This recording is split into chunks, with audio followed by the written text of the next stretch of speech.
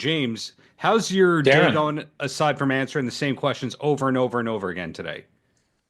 actually, this round, the questions have been very different every time. So my day's going great. So, when I was a kid back in the Stone Age, you would Hmm. see a director had one or two movies a year, and I'm seeing the name James Bamford like every 2 to 3 months in a series of press days and pitches and all that kind of stuff. Been very productive for you as a stunt person, stunt coordinator, director over the past few years. When did you start to notice, hey, it's not one or two projects a year anymore? Well, when I met Stephen Paul, and he had hired me to direct the film Air Force One Down Hmm. in Vancouver, and we quickly pivoted to shoot in Bulgaria, New Bojana Studios. Right after that, I shot the film, returned home, and within the next week, I was emailed a script for Shadowland. And they just kept coming. So I'd shot a film in Albuquerque, New Mexico in Hmm. 2021, 2022. But since January 2023, um, to now, I just finished my eighth film with Steven and his company Yeah. for Paramount. So they're all they're all a surprise, and they're all different, and um, I never know what's coming next. They just sort of keep popping up, and Steven keeps inviting me back, and there you have it. I've done a few television episodes in between here and Right. there. The last one being The Hunting Party for NBC Universal that aired Monday night. My episode aired Monday night. But mainly the last 2 years I've been, you know, shooting films for and with Steven. Right. You just mentioned Shadowland. I had the pleasure of interviewing some of the cast on that, including Mr. Voight. And then I think six Lovely. months later, I got Mr. Voight on what was the Man movie with that Man with No Past. I didn't get him on Man with No Past, but I got him in the other movie he was in with Charlie. And my point Oh, is, The it's very Painter. interesting. It's great to see that him and Charlie are working together, that a few of your films, I believe, have been in Bulgaria.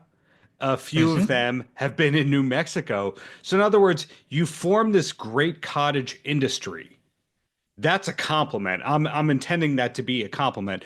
When did you kind of realize that?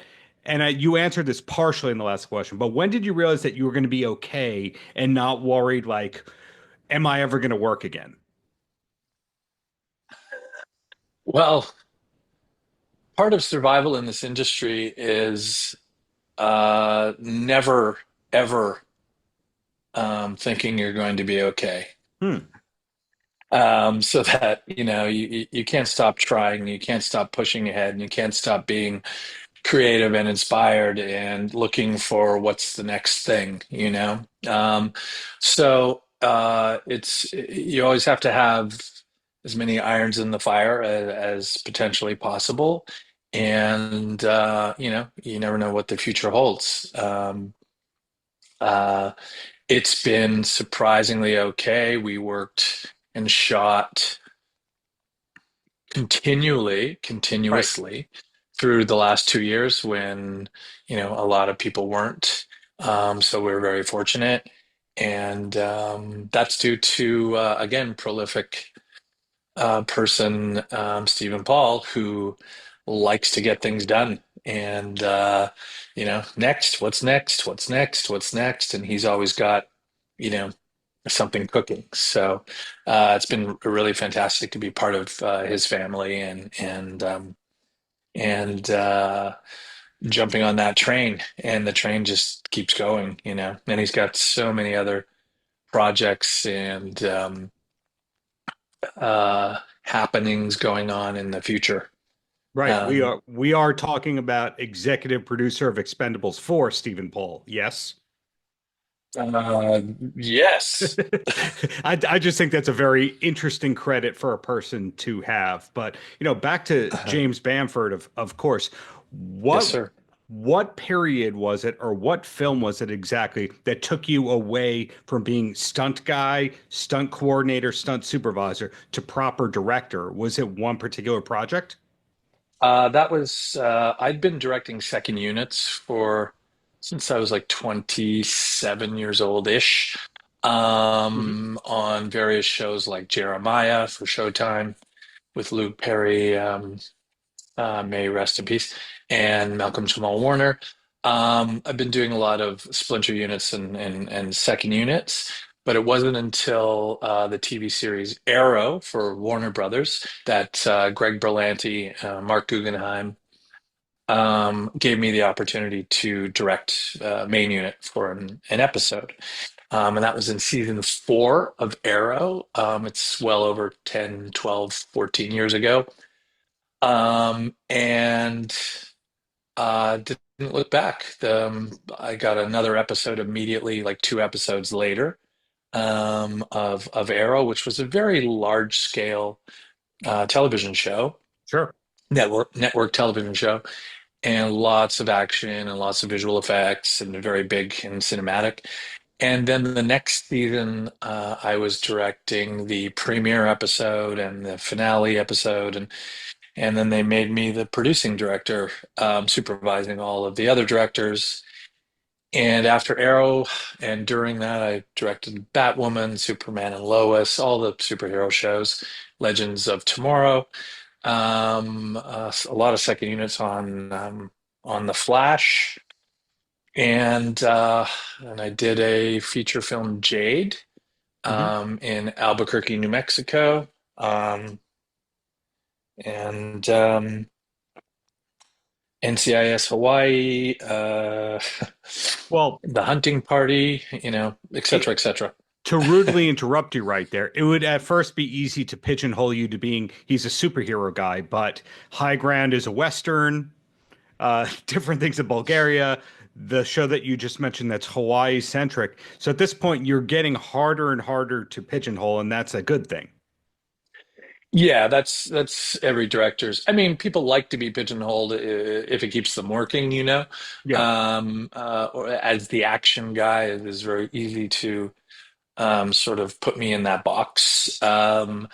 But these last 8 films, each one has been completely different, even slightly different genre. Right.